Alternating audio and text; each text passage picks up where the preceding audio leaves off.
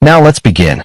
Austin Cherry watched his daughter Melody trace her finger along the edge of the kitchen table, her 8-year-old mind clearly working through something she didn't want to say out loud.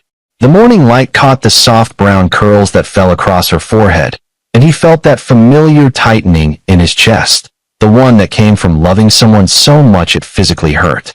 "Dad, can I ask you something?" Her voice was small, careful. Austin set down his coffee. "Always, sweetheart. Why don't Grandma and Grandpa like me?" The question landed like a punch. His wife Lori, standing at the stove, went completely still. Austin had spent 15 years as a crisis management consultant before burning out and switching to freelance writing. He'd talked corporations through scandals, coached executives through hostile takeovers, diffused situations that would have destroyed companies. But nothing in that career had prepared him for the devastation in his daughter's eyes. "What makes you think that?" He kept his voice level, though his jaw tightened. Melody shrugged, a gesture far too resigned for someone her age. "They never visit. And when we go there, Grandma always says I'm too loud or too messy. Last time, she said I had unfortunate features, and that's why I should always be polite, since I won't have looks to fall back on." Lori's knuckles whitened on the spatula. Austin's parents, Howard and Brenda Cherry, had perfected the art of cruelty disguised as concern. They lived an hour away in Millbrook Heights, in the same sprawling Tudor house where Austin had grown up. Howard had made his money in commercial real estate, and Brenda had made her identity out of being a real estate mogul's wife. They sat on charity boards, hosted fundraisers, and presented themselves as pillars of the community. They'd hated Lori from the moment Austin brought her home 12 years ago. She was a nurse, not from money, and worse. In Brenda's eyes, she was plain. When Melody was born, Brenda had looked at the infant with undisguised disappointment, as if the baby had personally failed her by not emerging as an Instagram-ready cherub. "Your grandparents," Austin said carefully, "have some problems with how they see the world. That's about them, not about you. You're perfect exactly as you are." Melody nodded, but he could see she didn't believe him. How could she? She was 8. All she knew was that the people who were supposed to love her unconditionally found her fundamentally lacking. The birthday incident had happened 3 weeks ago. Melody's 9th birthday was coming up in September, and Austin's sister Carol had suggested a joint celebration with her daughter Angela's 12th birthday, which fell on the same weekend. Austin should have known better than to agree, but he'd hoped, stupidly, that his parents might make an effort. Carol Lambert had married Rob Lambert, a corporate attorney who'd made partner at 32. They lived in a gated community, drove matching BMWs, and Angela attended a private school that cost more than Austin's first car. Carol had always been competitive with Austin, even as kids, but motherhood had turned that competitive streak into something uglier. Every milestone Angela hit became a weapon to diminish Melody. The party had been at Carol and Rob's house, a gleaming monument to excess with its marble foyer and crystal chandelier. Angela had held court like a tiny tyrant, showing off her new designer clothes while Melody had stood quietly in her Target dress, clutching the homemade card she'd created for her cousin. Howard and Brenda had arrived with a stack of wrapped presents, 5 large boxes, each one gorgeously wrapped in silver and gold paper. Melody's eyes had lit up. For one precious moment, Austin had seen his daughter believe that maybe, just maybe, her grandparents actually cared. Then, later that night, after the party, Howard had pulled Austin aside. "We need to return those gifts," Howard had said flatly. "Get the money back." Austin had stared at his father. "What?"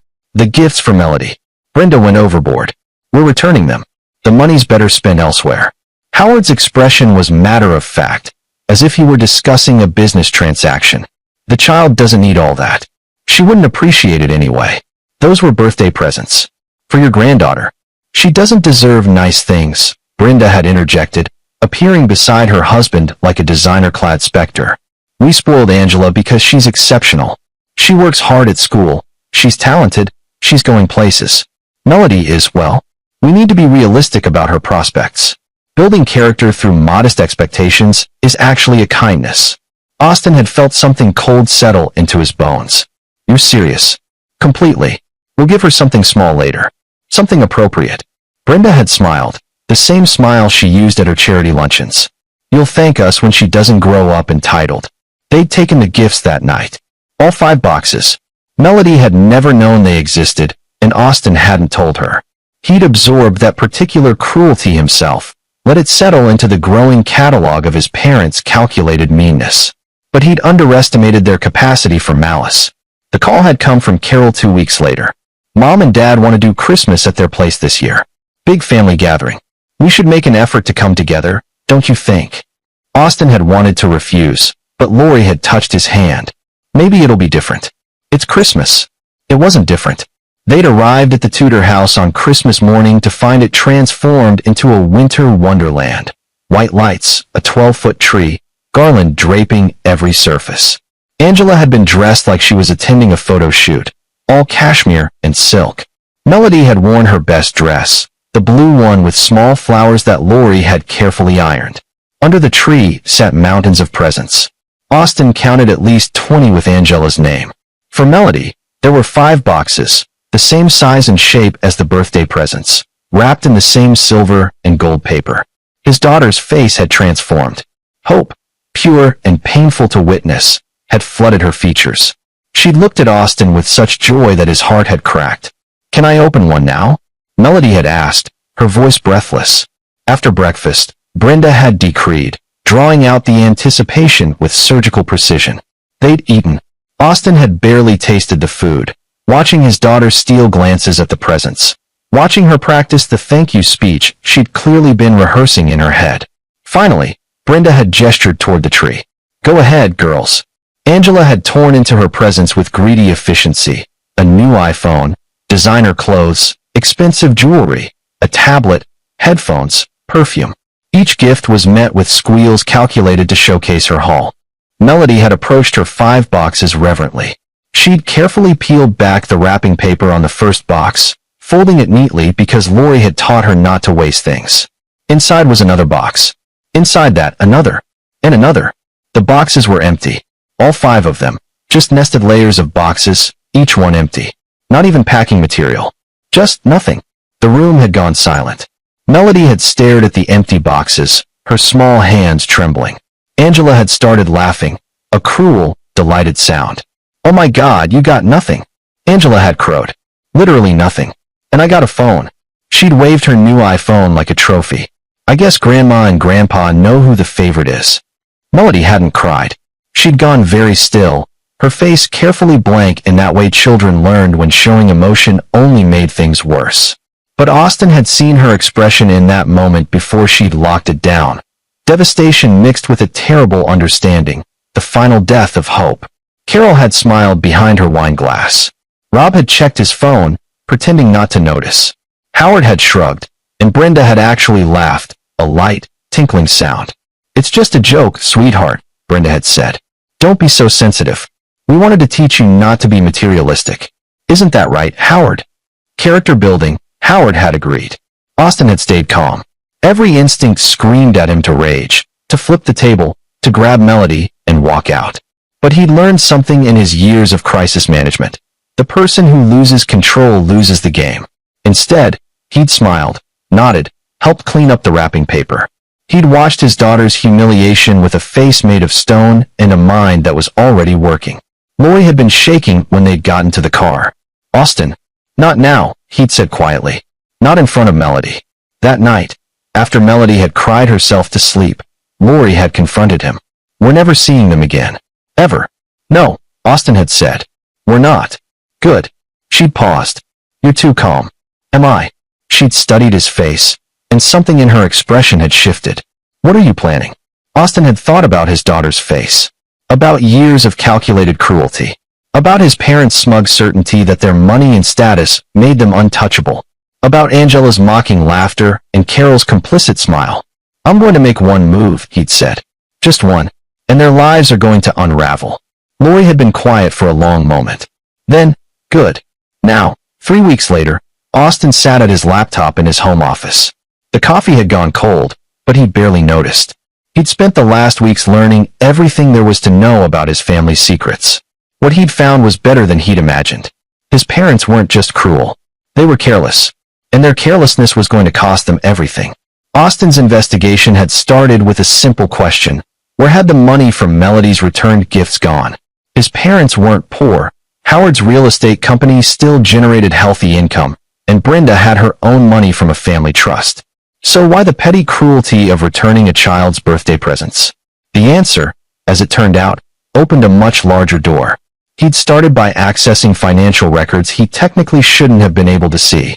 One of the skills he'd developed in crisis management was building a network of people who owed him favors.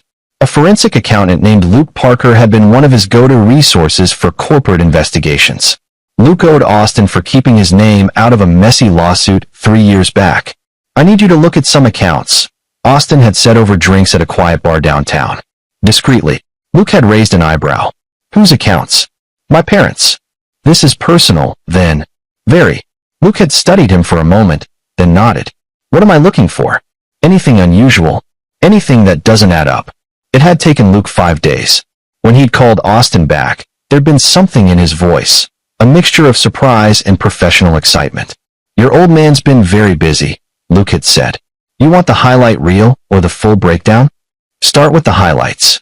Howard Cherry sits on the board of the Millbrook Heights Community Foundation. Big charity, lots of donors, grants to local organizations. Very respectable. "I know all that. What you might not know is that your mother runs a subsidiary called the Youth Excellence Initiative. It's funded by the main foundation, supposed to provide scholarships and enrichment programs for underprivileged kids." Austin had felt something cold start to form in his chest. "Go on." "The initiative has processed about $2 million in donations over the past 4 years. Want to guess how much actually went to scholarships?" "Tell me." "Maybe 20%. The rest went to administrative costs and program development. In practice, that means your parents have been paying themselves consulting fees.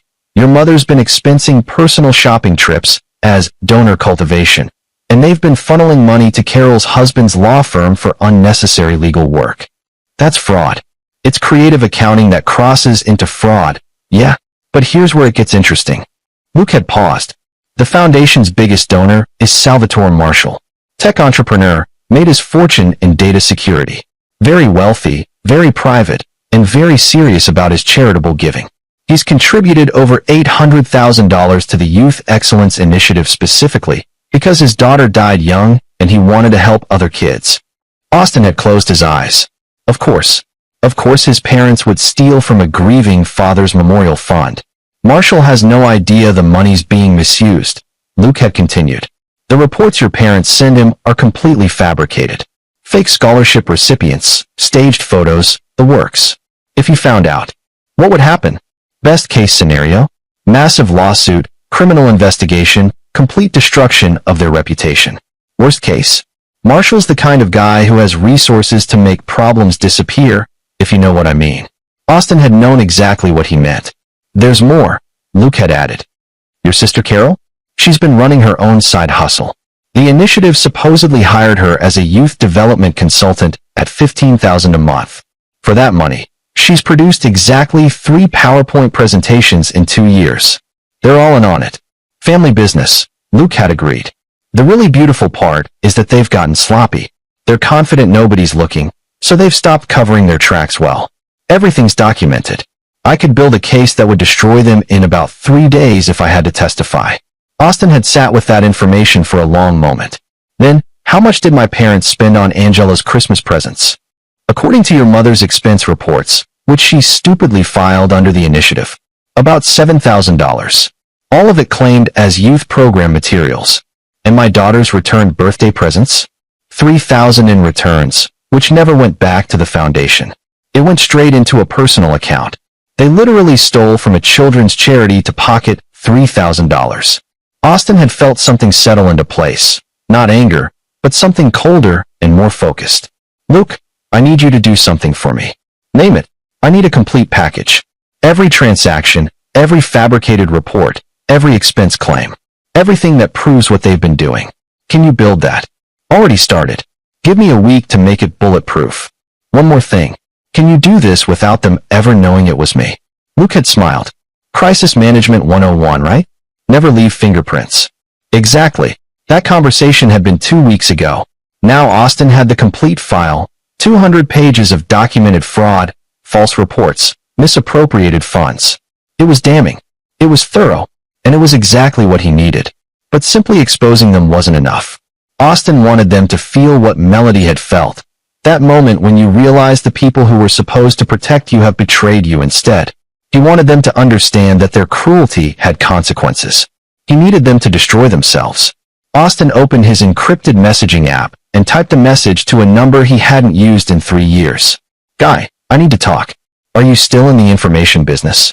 The response came back in under a minute. "Austin Cherry. Thought you'd gone straight. What do you need?"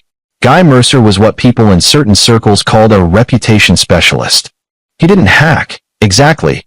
He just knew how to make information appear in the right places at the right times. Austin had used him twice during his crisis management days, both times to leak carefully curated information that had forced hostile actors to back down. "I need a campaign," Austin wrote. "Complex, multi-stage, targeted. Can we meet?" "Tomorrow, same place as last time." Austin closed the laptop and leaned back. The plan was forming, piece by piece. His parents' greed had made them vulnerable. Their arrogance had made them careless. And their cruelty had given him the motivation to do what needed to be done. He thought about Melody, about her small hands opening those empty boxes, about Angela's mocking laughter, about his parents' casual cruelty disguised as character building. They'd wanted to teach his daughter that she didn't deserve nice things. He was going to teach them what they deserved. Lori appeared in the doorway. "You've been in here for hours." "I'm almost done." She walked over, put her hands on his shoulders. "Austin, whatever you're planning. It's legal," he said. "Mostly. And it's deserved. Completely." She was quiet for a moment. "Will it hurt them?" "Yes." "Good." She kissed the top of his head. "Just be careful. I don't want you becoming like them." "I won't," he promised. "This isn't about cruelty. This is about consequences." After she left, Austin opened a new document and began to write. The first email would go out tomorrow, anonymous, targeted, designed to start a very specific chain of events. His parents had spent years building a facade of respectability. He was going to use that facade to crush them, and they would never see it coming. Guy Mercer looked exactly the same as he had 3 years ago. Average height, average build, average features. The kind of face you'd forget 5 minutes after meeting him, which was precisely why he was so good at what he did. They met at a coffee shop in a strip mall 30 miles from Millbrook Heights. Guy was already there when Austin arrived, sitting in a back corner with his laptop and a green tea. "You look good," Guy said as Austin slid into the booth. "Fatherhood agrees with you. Cut the small talk. Are you still doing this kind of work?" "Depends on the work." Guy's expression was neutral. "I've gotten more selective. Less corporate espionage. More. Let's call it social engineering for good causes." Austin pulled out a USB drive and placed it on the table. "Everything's on here. Financial records, fabricated reports, evidence of charity fraud. My parents and sister have been stealing from a children's fund for years. The biggest donor is Salvatore Marshall." Guy's eyes widened slightly. "The Salvatore Marshall? Tech billionaire Marshall." "The same. He's been donating to a memorial fund in his daughter's name. My parents have been using it as a personal piggy bank." "Jesus." Guy picked up the USB drive, turning it over in his fingers. "You want me to leak this?" "Not yet. That's the endgame. First, I need you to do something more subtle." Guy smiled. "Now you're speaking my language. What's the play?" Austin leaned forward. "My parents' entire identity is built on being respectable. They sit on boards, host fundraisers, present themselves as pillars of the community. That respectability is armor. I need you to start cracking that armor without them realizing what's happening. Death by 1,000 cuts." "Exactly. I want rumors. Small ones at first. Nothing actionable, just whispers. Questions about where the foundation's money is really going. Concerns about effectiveness. Anonymous tips to the local newspaper about how few kids actually benefit from the Youth Excellence Initiative compared to how much money it takes in." Guy was nodding, already thinking. "Plant the seeds. Let people start asking questions. By the time the real evidence comes out, there's already a narrative in place. Right? But there's a second part." Austin pulled out his phone and showed Guy a photo of Carol and Rob Lambert at a charity gala. "My sister and her husband. They're complicit in the fraud, but they think they're untouchable. Rob's a partner at Brennan & Associates. Carol's identity is wrapped up in being the successful daughter, the perfect mother, the rising star in Millbrook Heights society. You want to separate them from your parents before everything collapses." Austin smiled. I want them to turn on each other. Rob's a lawyer. He knows fraud when he sees it. Right now, he's happy to benefit from it. But if he thinks he might get caught, he'll save himself. I need you to make him paranoid. Anonymous tips to the State Bar Association? Too obvious. No, I want this to feel organic. Start with the law firm. Plant stories about how the foundation's legal fees seem excessive. Get other board members asking questions about why Brennan and Associates gets so much work. Make Rob feel exposed at his firm. Once he's scared, he'll distance himself from my parents to protect his partnership. Guy was typing notes. And once Rob distances himself, Carol will panic. Carol's entire self-worth comes from status. If Rob's worried, she'll do anything to protect their position, including throwing my parents under the bus if she has to. Divide and conquer. Guy looked up from his laptop. You've really thought this through. I've had time. What about the daughter? Angela, right? The one who mocked your kid. Austin's expression hardened. She's 12. She's cruel. But she's learned it from the adults around her. I'm not targeting a child. Fair enough. Though kids can be vicious. Guy paused. What's the timeline? 3 months. I want this to build slowly. By the time Marshall finds out what they've done, there should already be a chorus of voices questioning the foundation. When the evidence comes out, it should feel inevitable, not surprising. And you want to stay completely out of it. Completely invisible. As far as anyone knows, I'm just the estranged son who stopped coming to family events. If this traces back to me, it loses power. Guy studied him for a long moment. This is personal. Very. They hurt your daughter. Austin didn't answer. He didn't need to. Okay, Guy said finally. I'll do it. But I need you to understand something. Once this starts, it takes on a life of its own. You're setting a boulder rolling downhill. You can't control exactly where it ends up. I know. People might get hurt who you don't intend to hurt. As long as my parents, Carol, and Rob get what's coming to them, I can live with collateral damage. Guy closed his laptop. Then we're in business. I'll need 2 weeks to set up the infrastructure. Fake accounts, anonymous email addresses, burner phones. Then the campaign starts. You'll see the first moves in about 3 weeks. Perfect. They shook hands. As Austin stood to leave, Guy called after him. Sherry. Yeah. Whatever they did to your kid, I hope this gives you some peace. Austin thought about Melody's face on Christmas morning. It will. He drove home through light rain, his mind already moving to the next phase. Guy would handle the reputation campaign, but Austin had his own role to play. He needed to make sure that when everything collapsed, there was evidence, irrefutable, documentable evidence, of his parents' reaction. He needed them on record being exactly who they were. That meant one more family dinner. His phone rang as he pulled into his driveway. Carol's name flashed on the screen. He almost didn't answer, then thought better of it. Carol. Austin, thank God. I've been trying to reach you. I've been busy. What do you want? Mom and Dad want to apologize. About Christmas. They realized the joke went too far. Austin felt a spike of cold anger. Joke. They were still calling it a joke. That's big of them, he said flatly. They want to make it right. They're planning a do-over, a New Year's dinner. Big family gathering. They want to give Melody real presents this time. Make it up to her. Why would I subject my daughter to that again? Because they're family, Austin. Because holding grudges doesn't help anyone. Carol's voice took on a wheedling tone. Besides, Angela feels bad about teasing Melody. She wants to apologize too. Austin doubted that very much. Angela had probably been coached to apologize as part of damage control. Brenda couldn't stand the idea that anyone might think poorly of their family. But a New Year's dinner, that could be useful. I'll think about it, Austin said. Really? Carol sounded surprised. I thought you'd refuse outright. Melody deserves to see her grandparents make an effort. If they're serious about apologizing, I should give them a chance to do it. Oh, Austin, that's wonderful. I'll tell Mom. She'll be so relieved. You know how she worries about family unity. Family unity. Right. After they hung up, Austin sat in his car, thinking. A New Year's dinner would put everyone together. If he recorded it, carefully, legally, he could document their real attitudes. Not the public face they showed the world, but the private cruelty they reserved for family.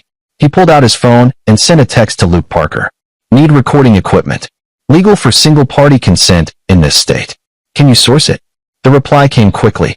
Consider it done. I'll have it to you by Friday. Austin smiled. The pieces were falling into place. He walked into his house to find Lori helping Melody with homework at the kitchen table. His daughter looked up, and for a moment, he saw such trust in her eyes that it nearly broke him. "Hey, Dad. We're doing fractions. How's it going?" "Hard. But Mom's helping." He ruffled her hair gently. "You're smart. You'll figure it out." After Melody went to bed, he told Lori about Carol's call. "They want another chance to hurt her," Lori said immediately. "I know, but I'm going to use it." "How?" "I'm going to record everything. Every cruel comment, every dismissive remark. When this all comes out, I want people to see exactly who they are, not just what they've done." Lori was quiet, considering. And if they're actually genuine? If they really do apologize? Austin met her eyes. "They won't be. People like my parents don't change. They'll be charming and apologetic in public, but the moment they think no one important is listening, the mask will slip. It always does." "You sound very sure." "I've known them my whole life, Lori.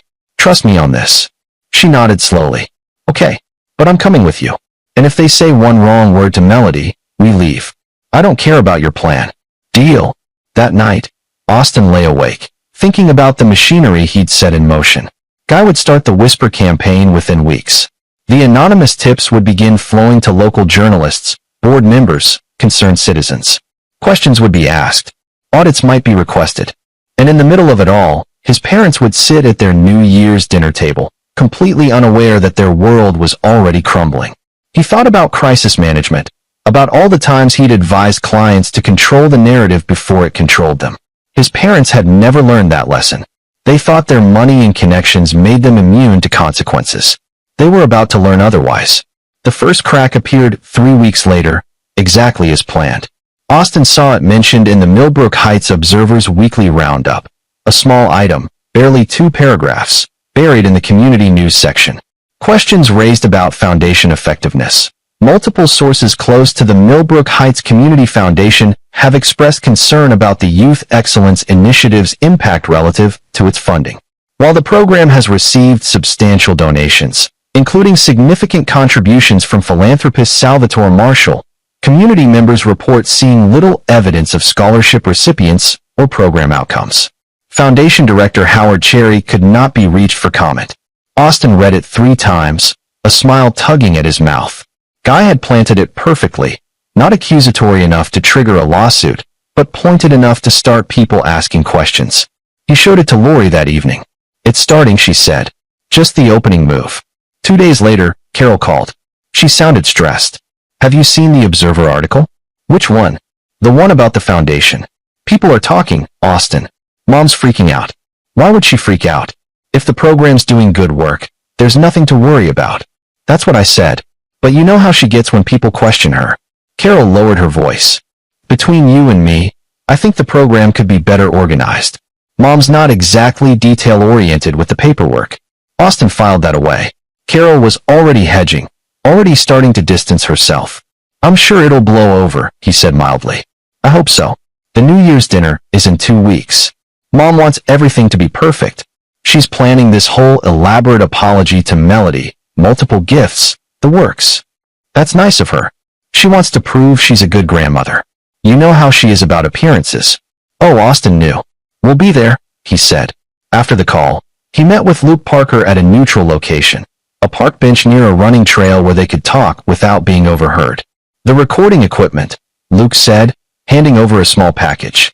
"Top of the line. Looks like a pen. Records for 8 hours. Crystal clear audio. Completely legal in a single-party consent state, as long as you're part of the conversation." "Perfect. I saw the Observer article." "That you're doing?" "Indirectly." "Nice touch.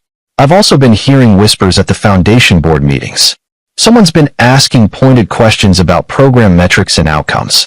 "Howard's getting defensive." "Let him get defensive. Defensive people make mistakes." Luke grinned. "You're enjoying this." "My daughter cried herself to sleep on Christmas." "Yeah, I'm enjoying watching them squirm." "Fair enough. What's next?" "I need you to do something for me. I need you to reach out to Rob Lambert. Quietly, through a third party. Let him know that the State Bar Association is reviewing complaints about lawyers who do work for nonprofits without proper competitive bidding. You want to scare him. I want him to realize he's exposed. Rob's smart enough to know that if the foundation goes down, his firm's relationship with it becomes toxic. Once he's worried about his partnership, he'll start protecting himself. And once he protects himself, Carol will panic. And once Carol panics, she'll turn on my parents to save her own reputation. Luke nodded slowly. You're orchestrating a family implosion. They did it to themselves. I'm just accelerating the timeline. What about Salvatore Marshall? When does he find out? Not yet. Marshall's the nuclear option. When he finds out his daughter's memorial fund was being embezzled, he'll bring the full weight of his resources down on them. But I need the foundation already under scrutiny when that happens. Otherwise, my parents might find a way to spin it, make excuses, settle quietly. You want maximum damage. Austin thought about Melody's face. I want complete destruction. That night, he tested the recording pen, making sure it picked up voices clearly at different distances and volumes. It worked perfectly.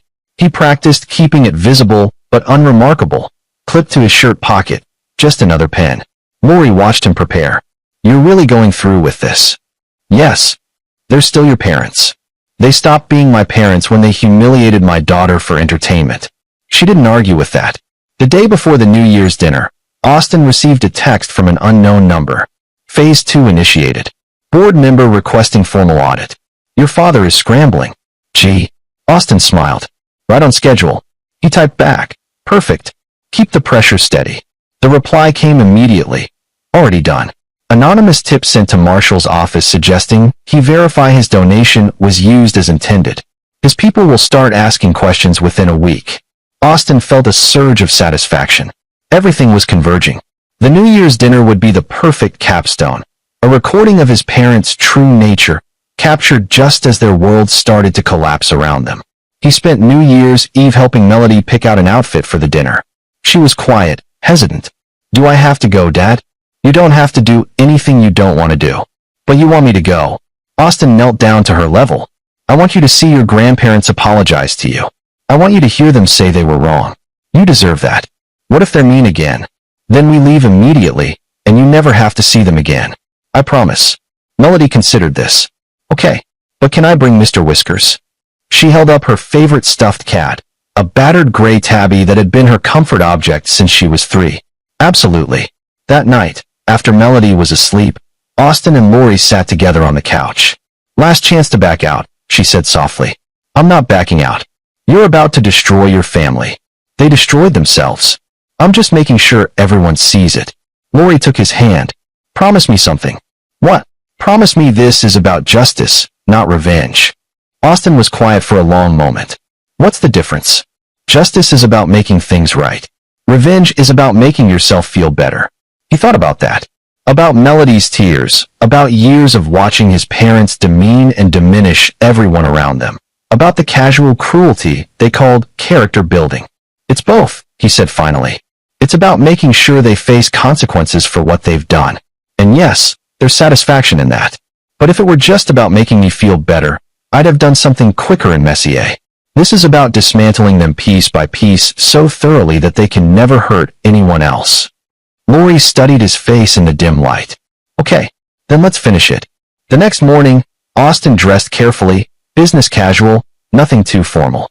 He clipped the recording pin to his shirt pocket and tested it one more time. Clear audio, perfect. They drove to Millbrook Heights through cold January rain. Melody sat in the back seat, clutching Mr. Whiskers, unusually quiet. Austin caught her eye in the rearview mirror. You okay, sweetheart? Will Angela be there? Probably. I don't want her to be mean again. If she is, we'll leave. Remember? You have all the power here. Melody nodded, but she looked unconvinced. The Tudor house loomed ahead, its windows glowing warm against the gray afternoon. Carol's BMW was already in the driveway. Austin felt his pulse quicken, not from nerves, but from anticipation. He activated the recording pen. Time to document exactly who his parents really were. Brenda Cherry opened the door wearing an outfit that probably cost more than Austin's monthly mortgage. Cashmere sweater, designer slacks, enough jewelry to stock a small boutique. Her smile was practiced, perfect, and completely false. Austin, Lori, and sweet Melody. She leaned down, and Melody instinctively stepped back. Come in, come in. We're so glad you could make it. The house smelled like expensive candles and something roasting in the oven. Howard appeared from the living room, drink in hand, his silver hair perfectly styled. He'd always looked like what he was, a man who'd made money and wanted everyone to know it. Son. Howard offered a handshake instead of a hug. Austin took it, keeping his expression neutral. Carol emerged from the kitchen, Angela trailing behind her. His sister looked tense, and Austin wondered if Rob had already received Luke's carefully planted warning about the Bar Association review. You made it. Carol's enthusiasm sounded forced. Angela, say hello to your cousin. Angela looked at Melody with barely concealed disdain. Hi. Melody clutched Mr. Whiskers tighter. Hi. You brought your baby toy? Angela smirked. I thought only little kids carried stuffed animals. Austin felt Lori tense beside him. He put a gentle hand on Melody's shoulder. Mr. Whiskers is special, Melody said quietly. Special for babies, maybe. Angela. Carol's tone was sharp. Be nice. Angela rolled her eyes, but didn't say anything else. They moved into the living room. The Christmas decorations were still up, the tree still massive and obscenely decorated. Austin noted the recording pin was working, capturing every word. Drinks. Howard offered. Wine? Cocktail. Water's fine, Austin said. Of course it is, Howard muttered, but he went to get it. Brenda gestured everyone to sit. She'd arranged the seating deliberately, Melody next to her on the couch, Austin and Lori across from them, controlling the optics. So, Brenda began, her voice saccharine. We wanted to have this dinner because we owe sweet Melody an apology. Melody looked up, surprise and hope warring on her face. The Christmas joke went too far, Brenda continued. We thought it would be funny, a little lesson about not being materialistic, but we see now that it was hurtful. You gave me empty boxes, Melody said softly. Yes, well. Brenda's smile tightened. We wanted to teach you a lesson, but perhaps the method was not ideal. You humiliated her in front of the whole family, Lori said, her voice controlled but hard. Now, Lori, let's not be dramatic. Brenda waved her hand dismissively. It was just family, and children are resilient. Melody's fine, aren't you, dear? Melody didn't answer. Howard returned with drinks. The point is, we're sorry it upset you. We're going to make it right. How? Austin asked. Well, we have gifts for Melody. Real ones this time. Brenda gestured to several wrapped boxes under the tree. And we wanted to explain something to you, Austin, about the original birthday presents. Here it comes, Austin thought. We had to return those gifts, Howard said, settling into his chair. There were financial considerations you weren't aware of. Financial considerations, Austin repeated flatly. The foundation has been under some scrutiny lately. Unfair scrutiny, mind you, but scrutiny nonetheless. We needed to be very careful about our spending. Austin felt a cold satisfaction. They were going to justify it. So you stole from a 9-year-old to save money? Lori's voice was ice. We didn't steal anything, Brenda snapped, her mask slipping slightly. The money went back into the foundation, into programs that help multiple children, not just one spoiled, she caught herself. Not just one child. You were going to say spoiled, Austin noted. About my daughter. I was not. You were. The recording will show it. There was a beat of silence. Howard's eyes narrowed. Recording? Austin touched the pen in his pocket. Washington is a single-party consent state. I've been recording since we walked in. Carol went pale. Austin, you can't. I can. And I am. Because I want documentation of who you people really are when you think no one important is listening. This is outrageous, Howard sputtered. You come into our home. Your home where you humiliated my daughter. Where you stole her birthday presents and gave her empty boxes for Christmas. Where you let Angela mock her. Yes, Dad. I came into that home, and I'm recording every word. Brenda's face had gone hard. This is why Melody has problems, you know. You coddle her. You let her be weak and sensitive instead of toughening her up. She's 8 years old, and already a disappointment. The words came out sharp, unfiltered, just like you were at her age. Soft. Emotional. We tried to fix it with you, but you never learned. Now you're raising her to be the same way. There it was. The truth, captured perfectly. Lori stood up. We're leaving. Sit down, Howard commanded. We're not finished. Oh, we're finished, Austin said, standing as well. We're very finished. But before we go, I want to give you some information. What information? Carol's voice was shrill. The Millbrook Heights Community Foundation is being audited. A formal audit, requested by board members who have concerns about the Youth Excellence Initiative's effectiveness. Howard's face went red. Who told you that? I have friends. They tell me things. They also tell me that Salvatore Marshall's office has started asking questions about how his donations are being used. Brenda and Howard exchanged looks. Carol had gone absolutely white. You did this, Howard said, his voice low and dangerous. You started this audit. I didn't start anything. I just made sure the right people started asking the right questions. Austin smiled. Questions like, where did the money go? Why are there so few actual scholarship recipients? Why does Brennan and Associates get paid $15,000 a month for minimal work? Why does Brenda expense shopping trips to Nordstrom as donor cultivation? You're insane, Brenda hissed. I'm thorough. There's a difference. Rob Lambert appeared from the hallway, where he'd apparently been listening. Austin, if you have accusations to make. Not accusations. Facts. Documented facts. 200 pages of financial records showing systematic fraud. Misappropriation of charitable funds. Fabricated reports. The works. You're bluffing, Howard said. Am I? Then I guess you have nothing to worry about when Marshall's forensic accountants start digging. Or when the IRS gets an anonymous tip. Or when the local news does a follow-up on that Observer article. Carol grabbed Austin's arm. You can't do this. You'll destroy the family. Austin looked at her hand on his arm, then at her face. You did this. All of you. You stole from a children's charity. You humiliated a little girl for fun. You think money and status make you untouchable. I'm just proving you wrong. He gently removed Carol's hand. Come on, Lori. Melody. We're done here. As they walked toward the door, Brenda's voice rang out, shaking with rage. You ungrateful little shit. After everything we've done for you, this is how you repay us. Austin turned back. Everything you've done for me?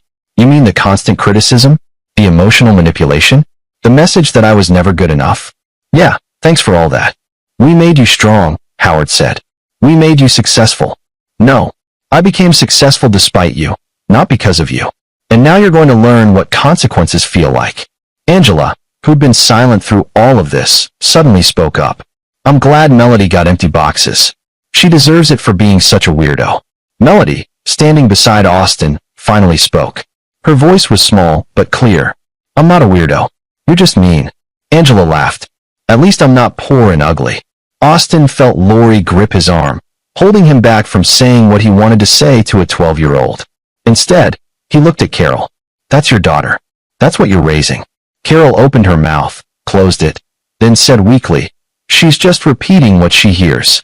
Yes, Austin agreed. She is. And now it's all recorded. They left. Austin carried the recording pin carefully, making sure it stayed active until they were in the car. Then he turned it off, let out a long breath, and looked at Melody in the rearview mirror. I'm proud of you, sweetheart. What you said to Angela, that took courage. Melody's eyes were wet, but she wasn't crying. Are we never going back? Never, Lori promised. Good. As they drove away, Austin's phone began buzzing. Text after text from Carol, from his parents, alternating between rage and panic and attempts at reconciliation. He ignored them all. He had what he needed. The recording would prove exactly who they were. When combined with the financial evidence and the coming audit, it would paint a complete picture, not just of fraud, but of the kind of people who would commit that fraud. The kind of people who gave a child empty boxes for Christmas. The audit results came back 6 weeks later. Austin knew before the official announcement because Luke called him, his voice tight with professional excitement. It's even worse than we thought. Howard and Brenda embezzled over $1 million. They've been doing it for years. The foundation is considering criminal charges. And Marshall got the preliminary findings yesterday. His lawyers are already drafting a lawsuit. But that's not the best part. What's the best part? Rob Lambert went to the State Bar Association himself. Voluntary disclosure. He's claiming he had no knowledge of the fraud and was misled about the nature of the legal work. He's throwing Howard and Brenda completely under the bus to save his license.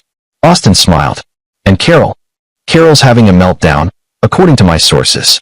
She's trying to claim she was just a consultant, had no real involvement, was manipulated by her parents.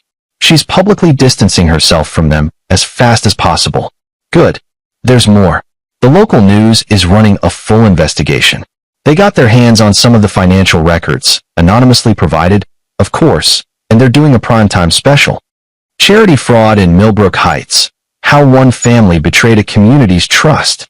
When does it air? Tomorrow night. Austin felt a wave of satisfaction. It was all coming together, faster than he'd hoped. That evening, he sat down with Lori and showed her the audit summary that Luke had sent him. She read it in silence, her expression darkening. They really did steal from children, she said finally. From Marshall's memorial fund for his daughter. That's beyond cruel.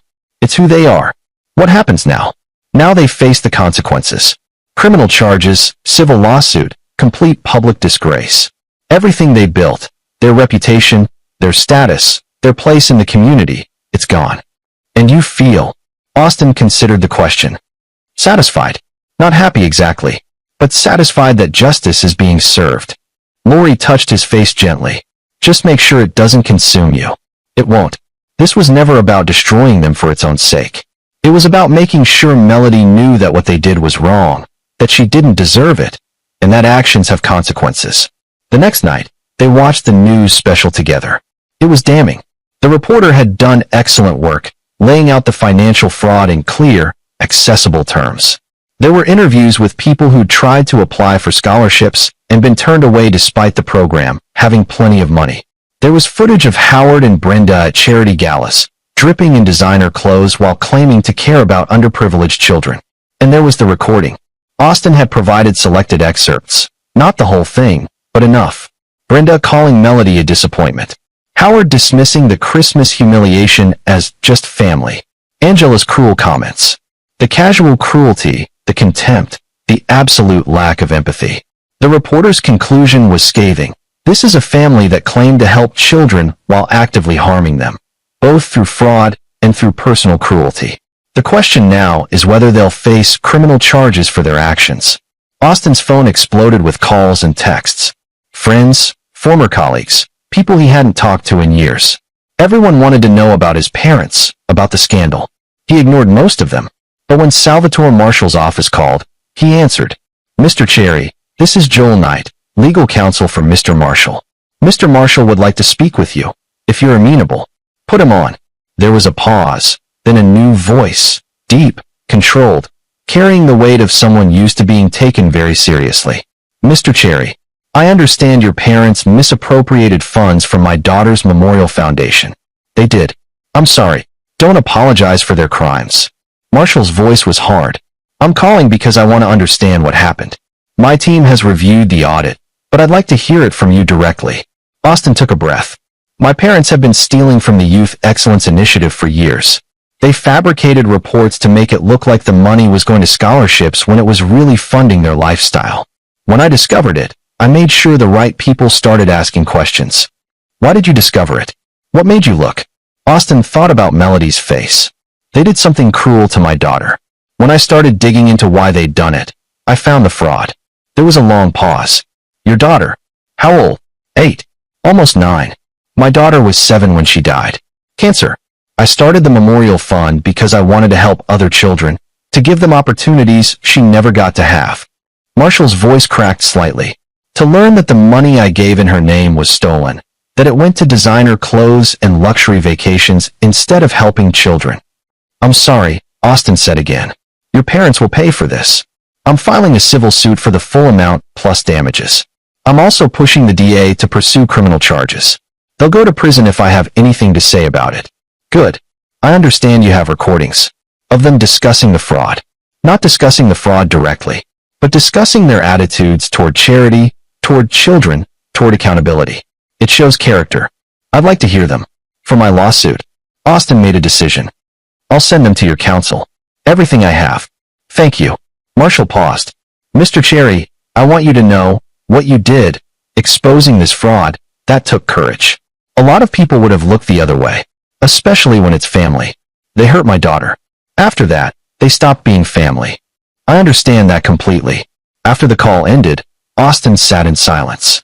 Lori came up behind him, put her hands on his shoulders. How do you feel? Like it's almost over. Almost. There's one more thing I need to do. The criminal charges came 3 weeks later. Howard and Brenda Cherry were indicted on multiple counts of fraud, embezzlement, and filing false reports. Rob Lambert, having cooperated with investigators, was not charged. Carol was named as a person of interest but avoided indictment by claiming ignorance and returning all the consulting fees she'd received. The civil suit from Marshall was even more devastating. He was suing for $10 million, the embezzled funds plus punitive damages. His lawyers were the best money could buy, and they were out for blood. The Millbrook Heights community turned on the Cherries with vicious speed. Board memberships were revoked. Charity galas they'd hosted were canceled. Friends stopped calling. Their Tudor house went up for sale to pay legal fees. Austin watched it all from a distance, methodical and calm. But there was one more piece of the puzzle. He arranged a meeting with Carol at a neutral coffee shop. She looked terrible, exhausted, older, her expensive clothes rumpled. She'd lost weight, and not in a healthy way. Austin. Her voice was hoarse. Thank you for meeting me. I wasn't sure I would. I know you hate me right now. I don't hate you, Carol. I just see you clearly for the first time. She flinched. I'm sorry. For everything. For Christmas, for the birthday presents, for not stopping Angela. Are you sorry it happened? Or sorry you got caught? Carol was silent.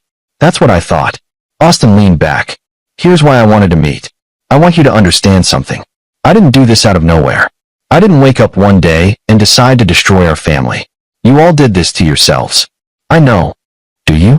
Because even now, you're trying to save your own skin. You threw mom and dad under the bus to protect yourself. You're claiming you didn't know about the fraud, that you were just a pawn. I didn't know the extent of it. But you knew something was wrong. You knew the initiative didn't help that many kids. You knew you were getting paid for doing almost nothing. You just didn't care because the money was good and it made you feel important. Carol's eyes filled with tears. What do you want from me, Austin? You want me to go to prison too? No. I want you to admit the truth. Not to me. I already know it. Admit it to yourself. You chose status and money over integrity. You chose to be complicit in hurting children because it benefited you. And when it all came crashing down, you chose to save yourself instead of taking responsibility. I have a daughter to think about. So do I. That's the difference between us, Carol. When I had to choose between protecting my daughter and protecting my parents, I chose my daughter. You chose yourself. She was crying now, ugly sobs that shook her whole body. Austin felt no satisfaction in it. This wasn't about making her cry. It was about making her see. Angela's being bullied at school, Carol said through her tears. Because of the scandal. The other kids are calling her family criminals and thieves. She came home yesterday with bruises. Someone pushed her down. Austin thought about Melody, about empty boxes and mocking laughter. He thought about how easy it would be to say Angela deserved it. But Angela was 12. She'd learned cruelty from the adults around her. Get her out of that school, Austin said. Transfer her somewhere no one knows your name. Start over. And while you're at it, teach her how to be a better person than you were. How? Start by being honest with her. Tell her what you did. Tell her what our parents did. Tell her that money and status aren't worth betraying your values for. Give her a chance to be better than all of us. Carol wiped her eyes. Why are you telling me this? Why do you care what happens to Angela? Because I don't want Melody to grow up thinking revenge is the only answer to cruelty. I want her to see that there's a difference between justice and vindictiveness. I destroyed our parents because they deserved it. But you and Angela, you can still change. You can still be better. He stood to leave. Austin, Carol called after him. Do you think you'll ever forgive me? He considered the question. I don't know. Maybe. But I don't think we'll ever be close again. Too much has happened. I understand. As he walked away, Austin felt something shift. The anger that had driven him for months was finally starting to ease. Not disappearing entirely, but transforming into something else. Something calmer. Lori was waiting in the car. How did it go? Better than expected. She's broken, but maybe that's what she needed. And you? I'm done. With all of it. The investigation is in the hands of professionals now. Marshall's lawyers will make sure Mom and Dad pay. Carol will have to live with her choices. It's not my problem anymore. They drove home in comfortable silence. When they arrived, Melody was in the front yard, playing with Mr. Whiskers and laughing. The sound was pure and unburdened. Austin watched his daughter, and something in his chest unclenched. She's okay, Lori said softly. Despite everything, she's okay. Yeah, she is. That night, after Melody was asleep, Austin deleted all his files on his parents. The recordings, the financial documents, the evidence, all of it. He'd kept copies in a secure location for legal purposes, But he didn't need to carry it with him anymore. It was done. They'd face their consequences. Melody was safe. That was enough. The trial of Howard and Brenda Cherry became a sensation in Millbrook Heights and beyond. Marshall's lawsuit had already bankrupted them. They'd lost the Tudor house, their cars, their assets. Howard's real estate company had collapsed. Brenda's social standing was obliterated. The criminal trial was the final nail in the coffin. Austin attended part of it, sitting in the back of the courtroom with Lori. He watched his parents sit at the defense table, looking smaller somehow, diminished. Brenda's designer clothes were gone, replaced by a simple gray suit. Howard's silver hair had gone completely white from stress. The prosecutor laid out the case methodically. Financial records, fabricated reports, testimony from would-be scholarship recipients who'd been turned away. The recordings Austin had provided, carefully edited to show character without violating any privacy laws, played for the jury. Melody's voice, small and brave. "I'm not a weirdo. You're just mean." Brenda's response, cold and dismissive. "Already a disappointment. Just like you were at her age." The jury's expressions hardened.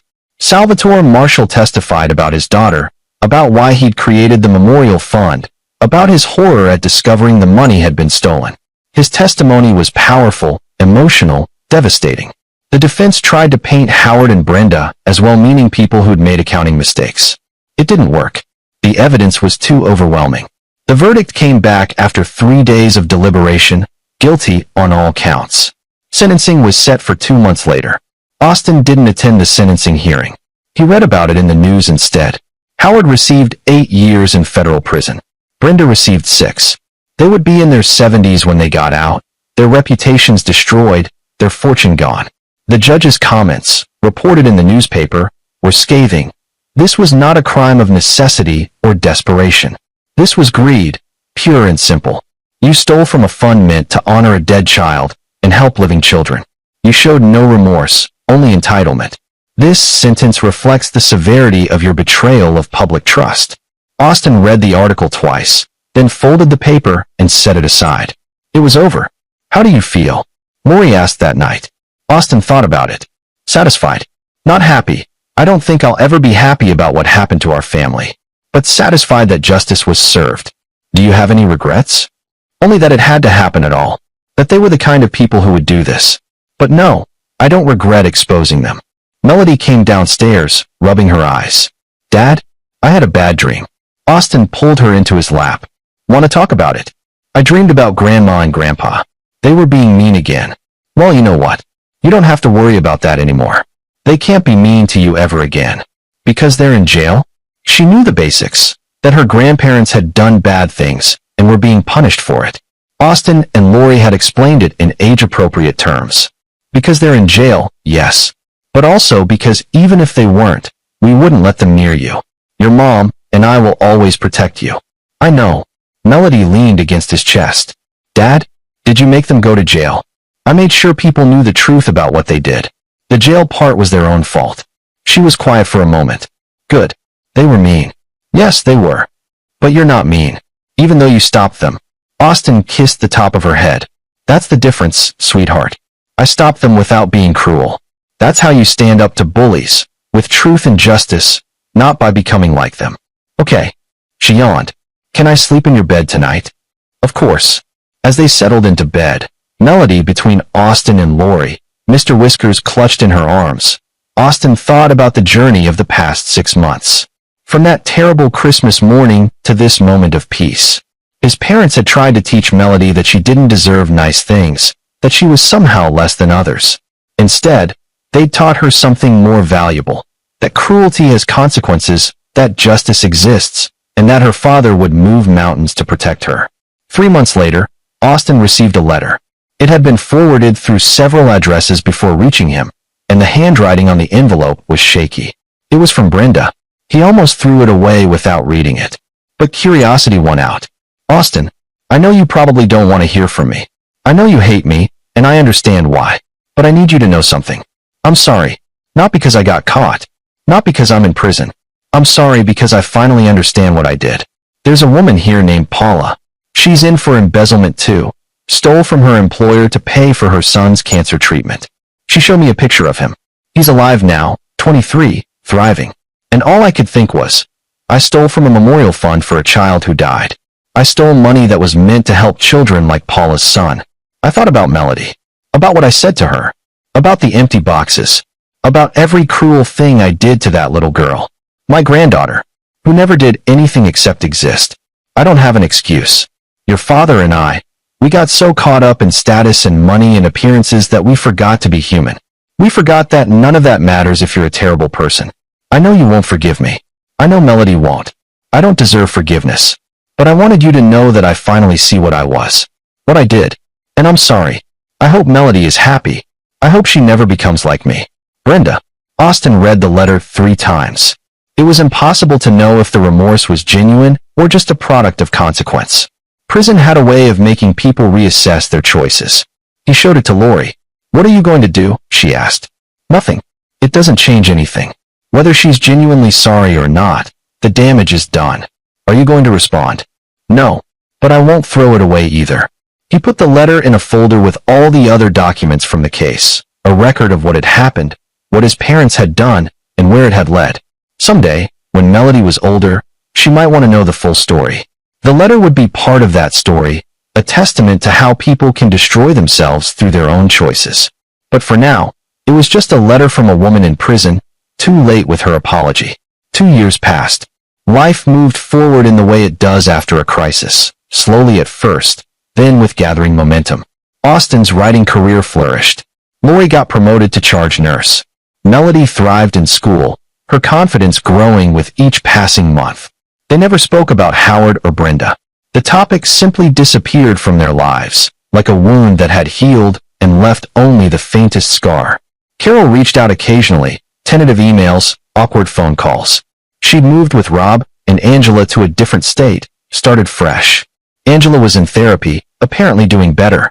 Carol was working at a nonprofit, actually doing good work for once. Austin responded to the emails politely but distantly. The wounds were too deep for real reconciliation, but he didn't want to carry anger forever. One evening, Austin sat with Melody helping her with homework. She was working on a school project about courage. Dad, can I ask you something? Always. What's the most courageous thing you ever did? Austin thought about it. About the investigation, the recordings, the systematic dismantling of his parents' lives. About choosing truth over family loyalty, justice over comfort. I stood up for someone I love when powerful people were hurting them, he said finally. Even though it was hard and complicated and cost me a lot. Was it worth it? He looked at his daughter, confident now, happy, no longer carrying the weight of his parents' cruelty. Yes, sweetheart. It was worth it. Melody nodded and went back to her project. Austin watched her write, her pencil moving confidently across the page, and felt a deep sense of peace. He'd set out to make one move that would unravel his parents' lives. In the end, he'd done much more than that. He'd protected his daughter, exposed injustice, and proved that actions have consequences. But most importantly, he'd taught Melody that she was valuable, that she deserved respect, and that someone would always fight for her. That lesson, more than anything else, was what made everything worthwhile. The recording pin sat in a drawer somewhere, and used.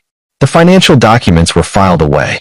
The emails from his parents, the angry ones, then the pleading ones, then the apologetic ones, all archived. The past was the past. Austin Cherry had won. Not because his parents went to prison or lost everything. He'd won because his daughter smiled easily now, because she knew her worth, because the trauma of that Christmas morning had been transformed into a lesson about justice and protection. He'd won because Melody was happy. And in the end, that was the only victory that mattered. This is where our story comes to an end. Share your thoughts in the comments section. Thanks for your time. If you enjoy this story, please subscribe to this channel. Click on the video you see on the screen, and I will see you there.